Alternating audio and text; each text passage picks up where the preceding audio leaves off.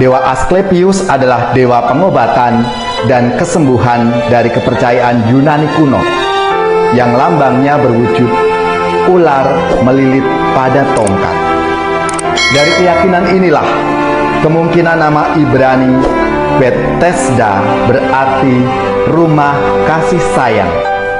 Maksudnya, rumah kasih sayang Dewa Asklepius, pemelihara kesehatan dan pemberi kesembuhan. Saudaraku yang terkasih, berjumpa kembali bersama saya, Inspirasiku di Antara.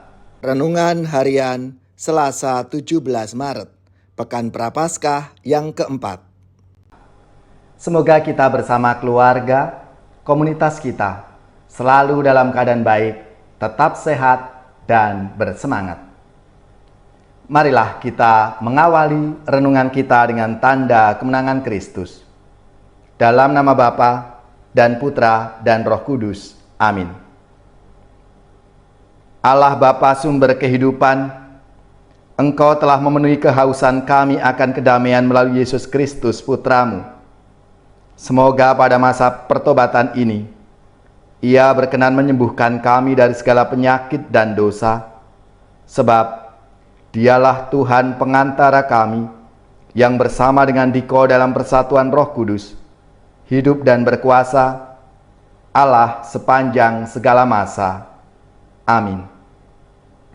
Dalam nama Bapa dan Putra dan Roh Kudus. Amin.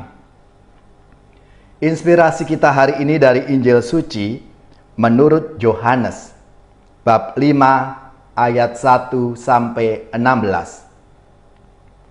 Marilah kita baca bersama-sama dan kita renungkan. Pada hari raya orang Yahudi, Yesus berangkat ke Yerusalem.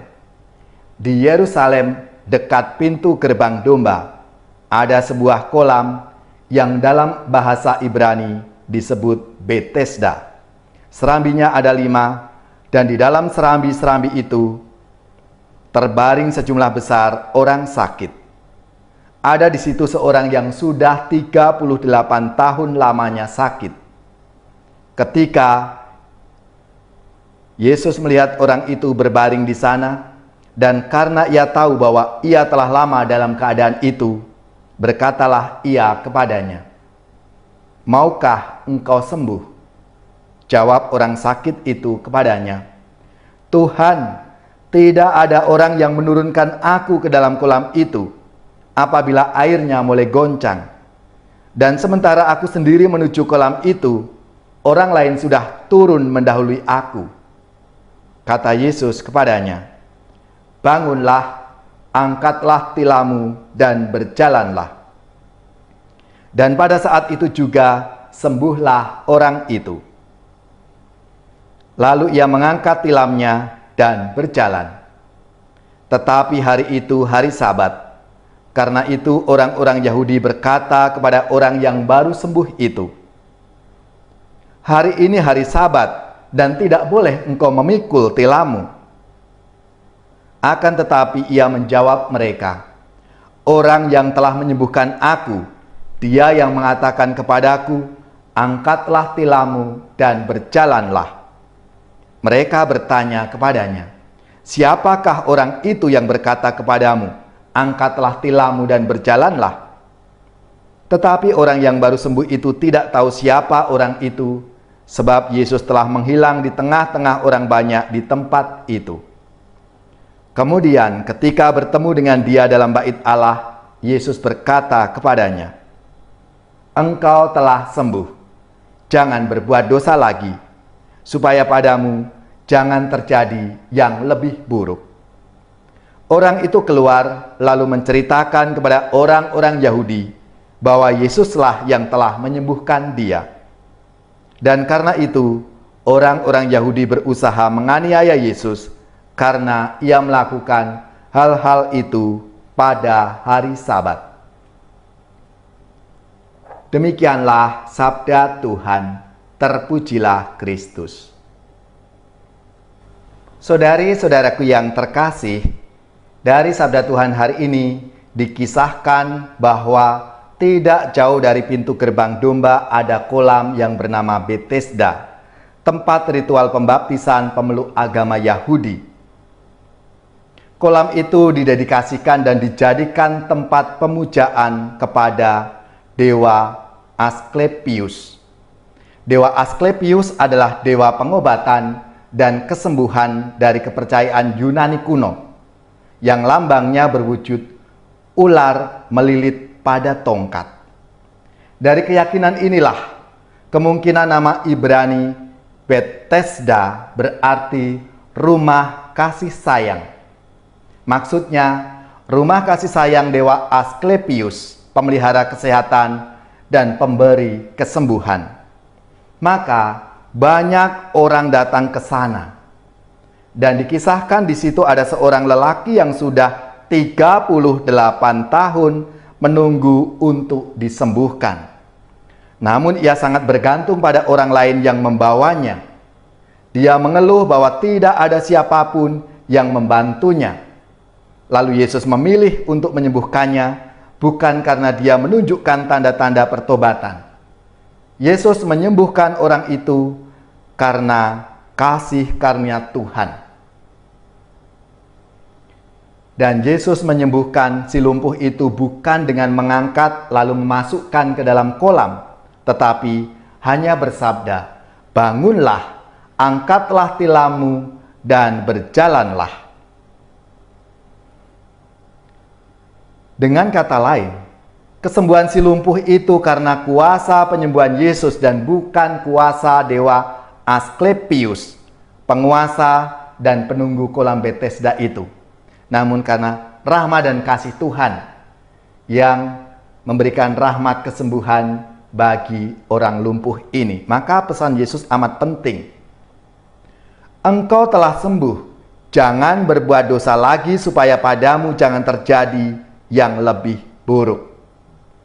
Saudari-saudaraku yang terkasih, pesan Yesus ini juga untuk kita semua. Lebih-lebih di masa Prapaskah ini, kita semua diajak untuk mewujudkan pertobatan kita. Kita percaya, kita serahkan seluruh pengalaman hidup kita di dalam Tuhan. Biarlah Tuhan yang akan membimbing dan menuntun kita, sehingga kita pun pelan-pelan dan seluruh proses hidup kita ini adalah suatu proses untuk menuju pertobatan. Marilah kita serahkan rahmat dan kasih Tuhan di dalam hidup kita, dalam seluruh pengalaman-pengalaman kita.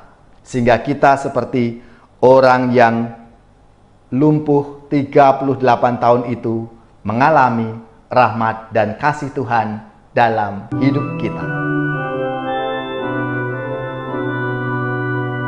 Curahkan rahmat dalam hatiku, ciptakan hati dan semangat baru. Engkau kusucikan dan ku bersihkan dari cinta diri. Engkau ku hidupkan dan ku kobarkan cinta di hati. Curahkan rahmat dalam hatiku, ciptakan hati dan semangat baru. Hatimu yang kaku, keras dan beku, ku ambil darimu. Ambillah dariku semangat baru dalam karyamu. Curahkan rahmat dalam hatiku, ciptakan hati dan semangat baru. Saudari-saudaraku yang terkasih, marilah kita siapkan hati kita untuk menerima berkat Tuhan. Semoga saudari-saudara sekalian, keluarga-keluarga, komunitas kita, orang-orang yang kita doakan, mereka yang sakit, yang menderita, seluruh tugas, belajar, pekerjaan, usaha, serta karya pelayanan kita, dibimbing, dilindungi dan diberkati oleh Allah yang Maha Kuasa, Bapa dan Putra dan Roh Kudus. Amin.